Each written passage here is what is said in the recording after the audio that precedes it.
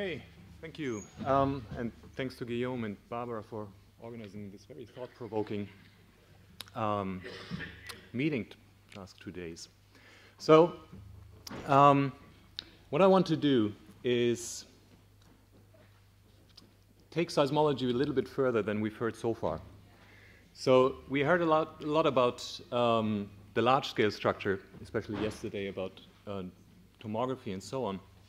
I want to go to the other end of the seismic spectrum and go into the very high-frequency wave field and take a look what's happening there. The work I'm presenting is work of many people. Presenting work from my 2 students, Hannah Bentham and Dan Frost. It's not the other Dan Frost. So the other Dan Frost is doing geochemistry. This Dan Frost is doing seismology. But also Paul Earle, Peter Shearer, Mike Thorne, and Neil Selby from Black Nest. So the plan is to talk about, give you a little bit of motivation why we should look into the small-scale structure at all. And then I want to present 3 case studies of scattering and how we can use scattering to learn something about the structure of the Earth, which ties nicely into some things we do or we know from mineral physics. So I'll present first something about upper and mid-mantle scattering, and then work my way down to the core mantle boundary, and in the meantime present actually 2 new probes for scattering. So we've seen this picture before. It's a cartoon of all the structures we see in the Earth, or we think we see. So we have the large low shear velocity provinces, we have slabs going down here. We might have these lenses of post-perovskite, whether they are in hot areas or not, we don't know. We have these sharp boundaries. We have evidence for ULVZs. What is missing from this cartoon is what is the small-scale structure? So just as an example, that slab going down will bring down chemical heterogeneities. It will bring down crustal material, it will bring down sediments. And what is happening to that stuff going down is unknown as far as I know. Same with plumes rising up. So what is happening down here? What actually starts a plume? Can we observe that in the seismic wave field? What is happening at these edges of the large low shear velocity province? Whether they are thermal or thermochemical, something will happen there because you have a strong boundary there. So tomography can't answer that question. So we have to look into some other probe to do that. For a long time now, we know that chemical heterogeneity is going down. So here, this is it's 1994, so 20 years old, from Christensen and Hoffman. Geodynamic simulations of mantle convection. So we have uprisings, we have downwellings, and then they attached tracers to them, representing basalt going down, essentially crust going down.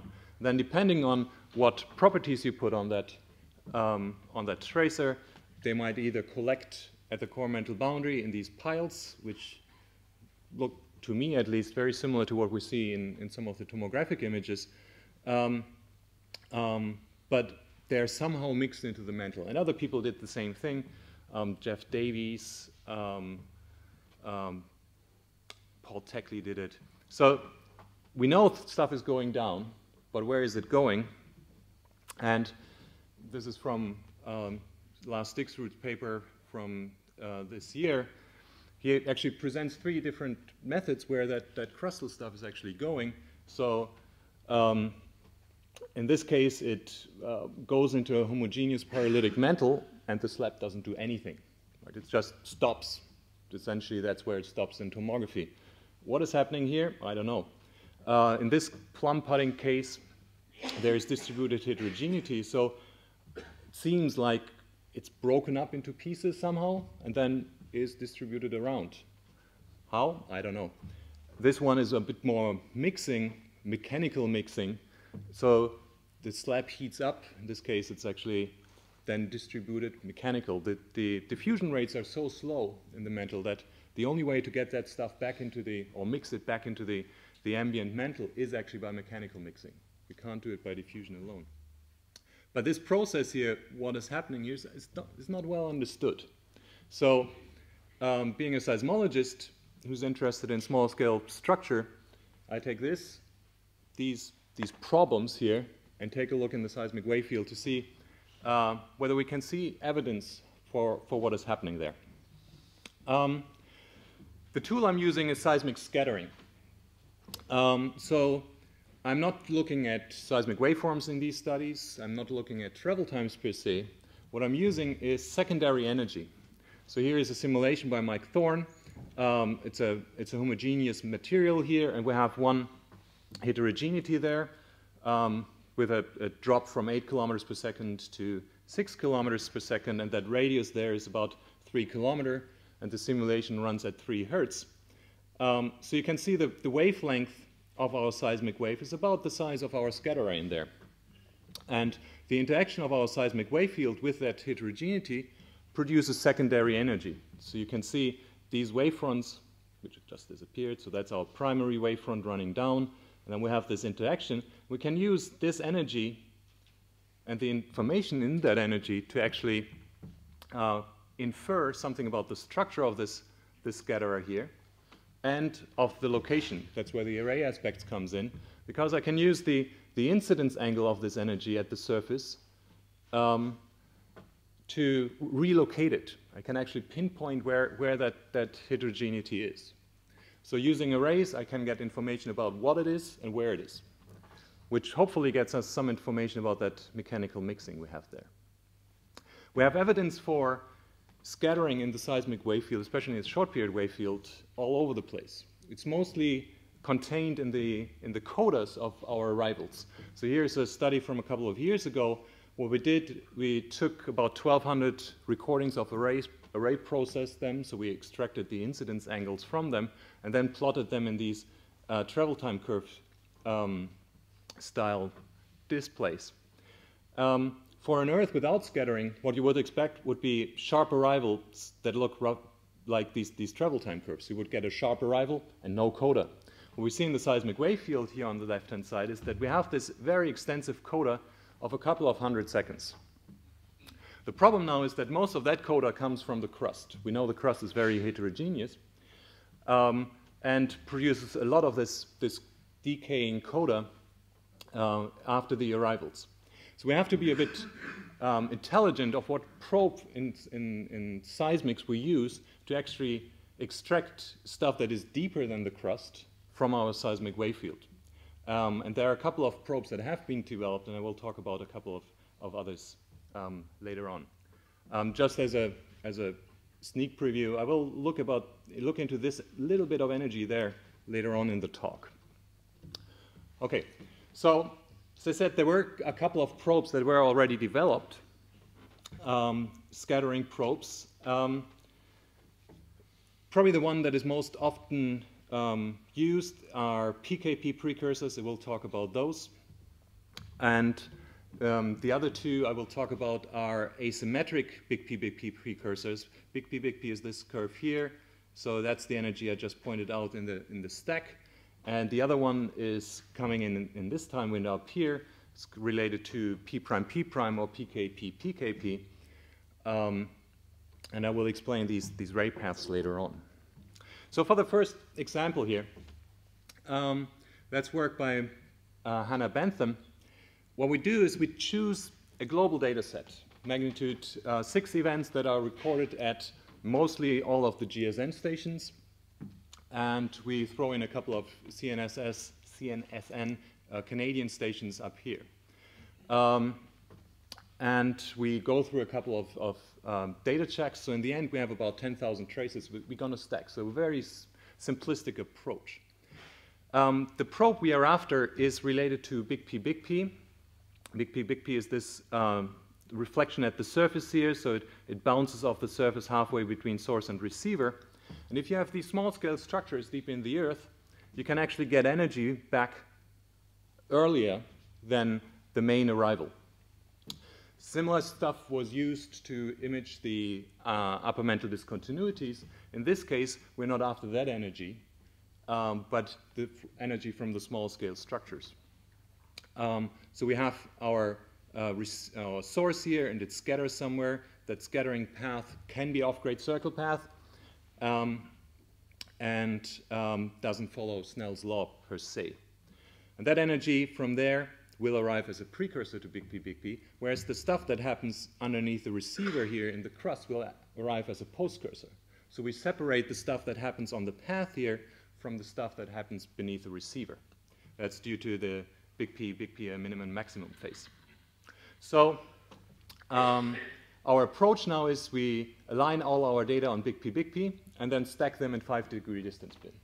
Very, very simple approach. Just as a side note, that probe here is most sensitive to the turning point, the structure at the turning point. So here's our global stack of that energy. So we line on big P here, so that's our big P arrival. The data is filtered around 1 Hertz, so very high frequencies. And we only take data where the big P signal-to-noise ratio is larger than 5. And we don't weigh with the signal-to-noise ratio. And we don't correct for the move out here, so that's why the P diff arrival here is a little bit weird. So what we see here is we have our P arrival, and then we have the slow decay of our coda, and then at some point we have our big P arrival. Just want to point out, there is this little bit of energy here that arrives as a precursor to big P. So you see the coda decays, and then it plateaus out, and then it starts to increase again, very clearly here in these larger distances. So this energy is most clearly seen between about 90 and 110 degrees. And that's scattered energy from the mid-mantle, from the turning point in these distances. On the right-hand side, you have the number of traces we stack there. So our hypothesis was, what happens if we take this data set here and split it up into 2 regions? So we take our data that samples the Pacific, that has seen a lot of subduction lately, and see whether there's more small-scale structure in the upper mantle than our comparison region of the Atlantic, seeing much less subduction over time. So is the mantle in the Pacific with less subduction more homogeneous than the stuff in the Pacific where we have a lot of subduction? So that's done here. On the top is our Atlantic. We have much less traces here, but you still see the structure looks very, very similar. And here's our Pacific stack.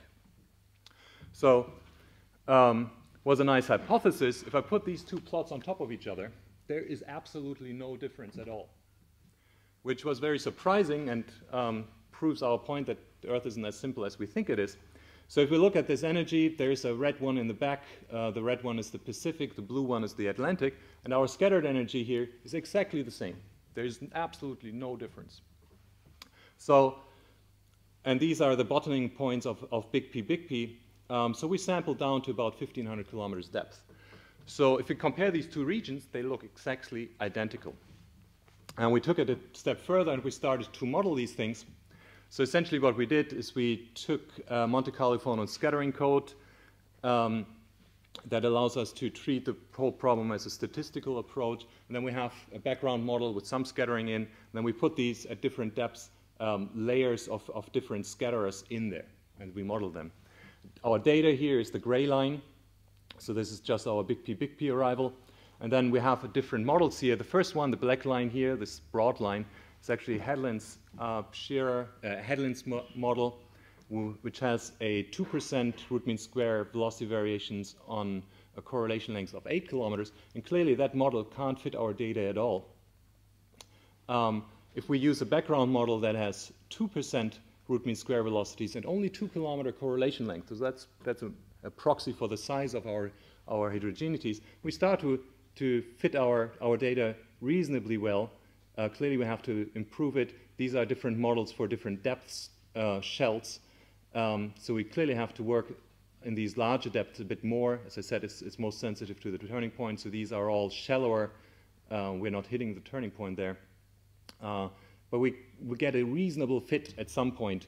This arrival here is actually the MOHO arrival of big P, which we have to take care of.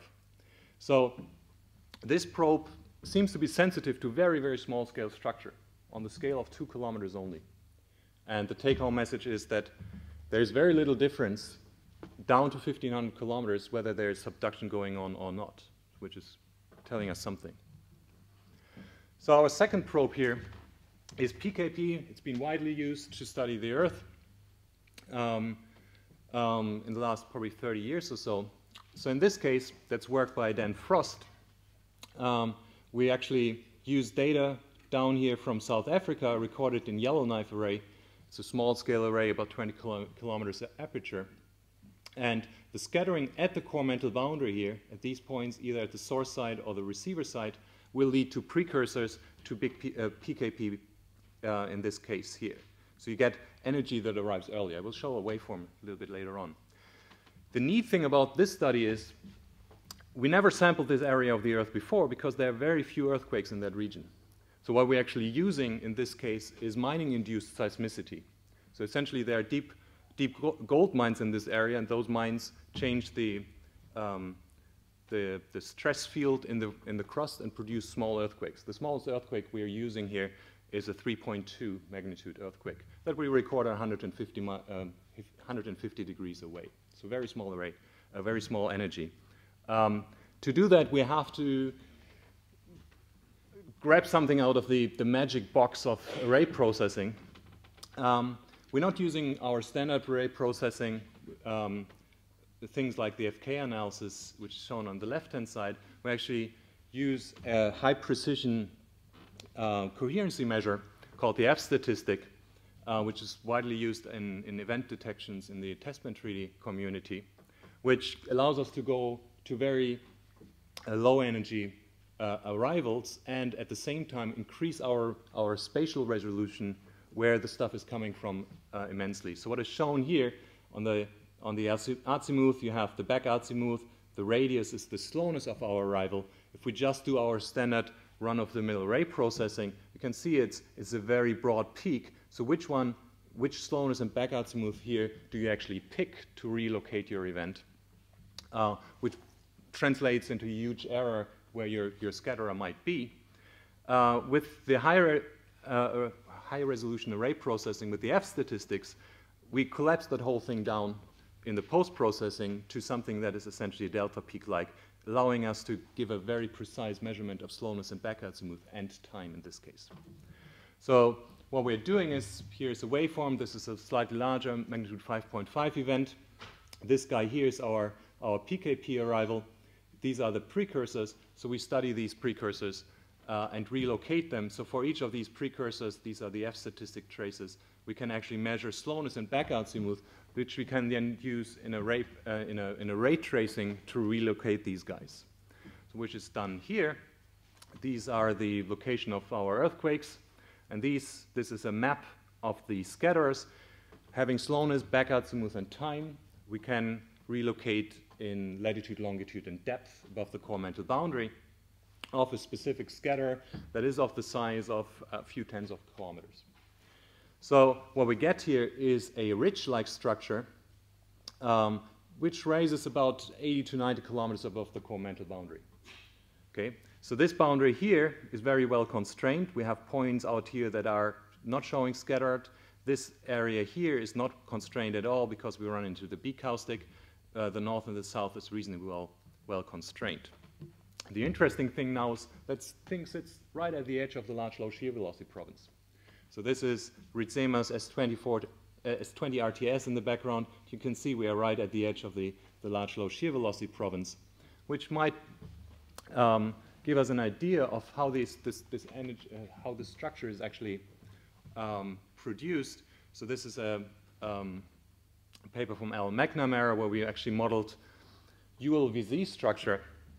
So we put dense stuff into the bottom of the mantle, and we have a thermochemical pile here and our normal mantle. Then we let the whole thing run, and the densest stuff will collect at these edges. Depending on the density of it, it raises higher or lower or less high above the core mantle boundary. So it might be that this ridge-like structure we have here is actually this kind of material that must be a little bit less dense than the normal ULVZs we have. So with something that is about 3 to 4%, we can get it about 80 kilometers, 90 kilometers above the core mantle boundary.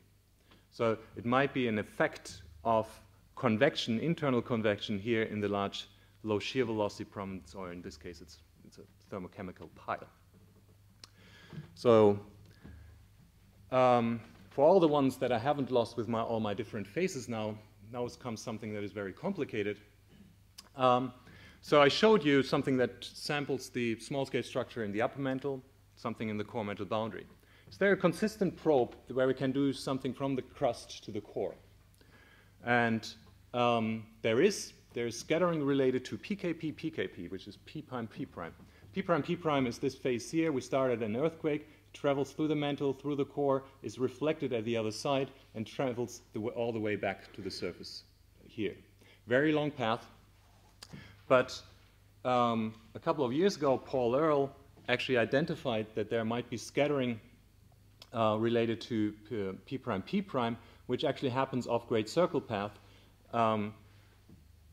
which makes it very easy to detect. But again, it arrives as a precursor to our main P prime arrival. And the neat thing about it is we can detect scattering from a whole range of different depths with this probe. So here again, phonon scattering synthetics, just looking into 1800 to 2600 seconds after the original of the earthquake. So the P prime arrival is over here. This is P3KP, another major body wave. And what I did in these different cases is I put in a 200-kilometer layer, thick layer of increased scattering into my model. What you can see is this band of gray energy, small energy that slowly propagates through the time window there. So having a time window here is scattering between 600 and 800 kilometer. You can nicely see, we see it in the right range here. This is 1,000 to 1,200 kilometers. These are the arrival times of that energy and so on. So if we can measure time reasonably well, and we can measure the amplitude of that scattering, we might actually get a very good idea about where scattering is located in the mantle. We can go down all the way to the core mantle boundary here. So as an example here, a very small data set of about, I think, 25 events located in Kamchatka and Central America, all recorded in Yellowknife, apparently an array I really like. And if we now do this high-resolution array stacking, we get information about different things. I have to explain each one of these. Each one of these is a stack using the F statistic in a 50-second time window, which is comparable to about 200 kilometers in the Earth. The black line here is our great circle path, and our energy should arrive off great circle path, which is shown here, which I didn't really explain. Apologies for that. Should arrive off great circle path, and with a slowness that is between about 2.1 and 4.4, so outer core slowness. So in this case, that's an event from Kamchatka. What we can see is that we have scattering, so this energy is scattered energy off great circle path. Great circle path is for this one event is here. Same, very similar picture here between 200 and 400 kilometers, but then we lose a lot of this scattered energy, okay? So this is more indication of noise because we don't have a good stack of our data here. And then about 2,000 kilometers depth, we start to pick it up again. It is this energy, and we really clearly see it at 2,400 kilometers depth, down all the way down to the core mantle boundary. This is the core mantle boundary here. So the way I interpret this event here is we have scattering from these small-scale structures in the upper mantle, probably down to 600 kilometers. The mid-mantle looks pretty homogeneous, and then we pick it up a couple of hundred kilometers above the core mantle boundary again for this event. Just as an example, here's another event that's from Central America, slightly larger time windows I'm stacking here. Again, the great circle path runs along here. So we have our scattered energy here. in the top 600 kilometers, mid-mantle is not showing any scattering. In this case, the core mantle boundary isn't showing any scattering either. Okay, so apparently there are lateral variations in this in the scattering strength here. So to conclude this P prime stuff, and I put this last slide in for Dan, triggered me to do that. These are, from a slightly larger data set here, all the reflection points or scattering points from 2 arrays. Each one is representing a scattering location that is about 100 by 100 kilometers large. What you can see is you have strong scattering here from the edge of the large low shear velocity province. If people are still awake, you might notice that that's the same region where we have the PKP scattering from, completely independent probe. But we have a lot of scattering here in this fast region, which is highly dominated by subducted material. What we need to produce that scattering is a root mean square velocity variation of 1 to 2% on scale lengths of about 8 kilometers. So I wonder whether that's some explanation for some of the subducted crust going down and converting into something, just as a thought. Okay, so P prime, as I showed, gives us a very good opportunity to actually cover the whole mantle from crust to core with scattering. We put that on top of all the other scattering phases we have to get a good idea about that few kilometer length scale structure in the Earth. In this small example I showed, all of my Kamchatka events show scattering from the large low shear velocity province and from the upper mantle beneath South America. Larger data sets here at the core mantle boundary see strong scattering here in the area of the edge of the large low shear velocity province, some internal structure in the Pacific large low shear velocity province. Fortunately, with these 2 arrays, I'm not very sensitive to the Central Pacific, and strong scattering here from the subduction-dominated region beneath the Americas. So, as a summary, I hope I showed that scattering might be a very, very good tool to get to the very, very small scale structure, which hopefully closes the gap between what mineral physics tells us on scale lengths of small things and what seismology can do. So there's a gap between tomography and what the other communities are doing. And I think scattering is probably the way to close that gap. What we see from all these studies I've showed is there are lateral variations in the small scale structure. There is scattering from large low shear velocity province, there's scattering that it might be related to subduction zones and so on. All these heterogeneities must be chemical. There's no way you can keep something that is only 8 kilometers wide as a thermal anomaly for more than a couple of million years. It must be chemical heterogeneity going down. Most likely that's related to the subduction process. The stuff at the edge of the large low shear velocity province might be melting. We're not sure about that yet. And I think there's a way here we can link what's happening in the deep Earth very nicely to something that happens at the surface with tectonics. Thank you for your attention.